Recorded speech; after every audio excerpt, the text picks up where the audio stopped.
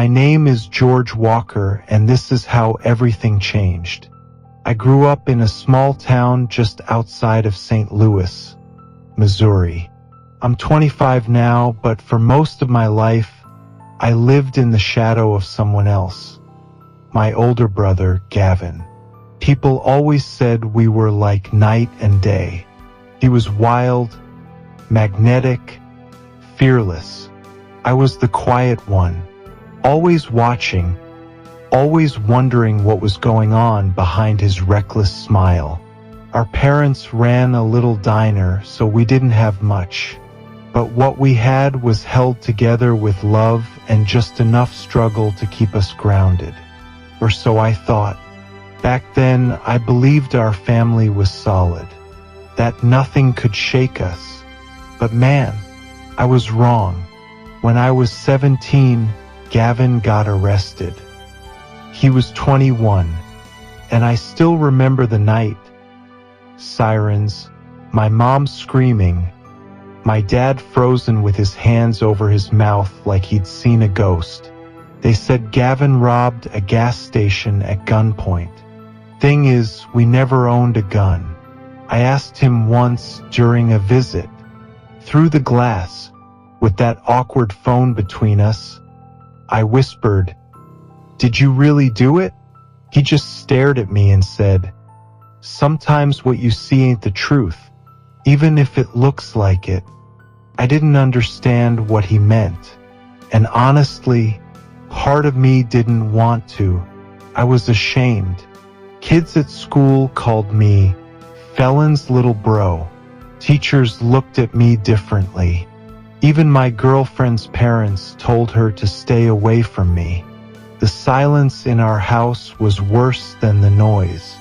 My mom cried quietly at night. My dad stopped going to the diner altogether, and I stopped believing things would ever feel normal again. A few years passed. Gavin was serving a 12-year sentence. I moved to the city, worked odd jobs, tried to bury the past. Then a letter came. No return address, just my name. Inside was a single page, written in Gavin's handwriting. "George, there's something I need to tell you. I didn't do it. I took the fall for someone I couldn't betray. But I can't keep this secret forever. Check the old attic box marked 1985. Trust me, Gavin." My hands were shaking. I didn't even know that box existed. I drove home that night, heart pounding. In the attic, under years of dust and broken memories, I found the box. Inside were letters, dozens of them, from my mom to someone named D. Dates going back years, even before I was born. One letter read, "I don't know how long I can lie to George. Gavin was never just his brother. He was his shield. Please tell me what to do. I can't keep this secret." Couldn't breathe. The room spun. I ran downstairs, clutching the letter, screaming for my mom. She broke down right there on the kitchen floor. Between sobs, she told me the truth. Gavin and we had different fathers. Mine was a man she loved after leaving a toxic relationship with Gavin's dad.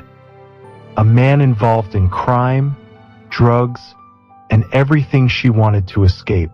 But he had leverage. He threatened her. He made her promise not to tell Gavin about his real identity. And when Gavin got caught up with the wrong people, he knew he was protecting me. From the same man, from the same trap. He didn't rob that gas station, but he knew who did. He just couldn't snitch, because it was his father, and he was trying to end the cycle of pain.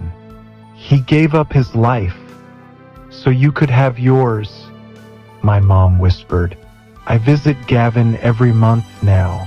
We sit, we talk, we laugh sometimes.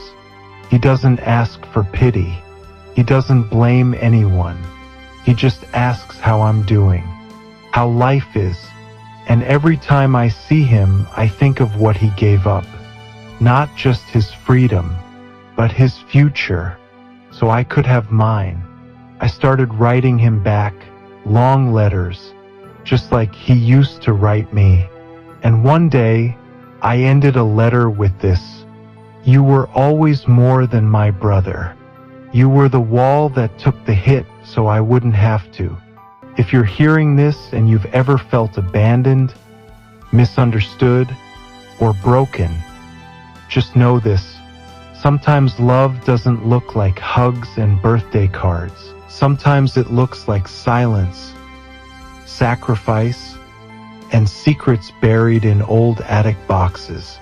And those are the deepest kinds of love. Today's story leaves us with one powerful lesson. Not all heroes wear capes. Some wear prison uniforms and carry your pain so you don't have to. So beautiful people, what you think about this story, please tell me in comment box, and subscribe my channel if you want to learn English in easy and wonderful way.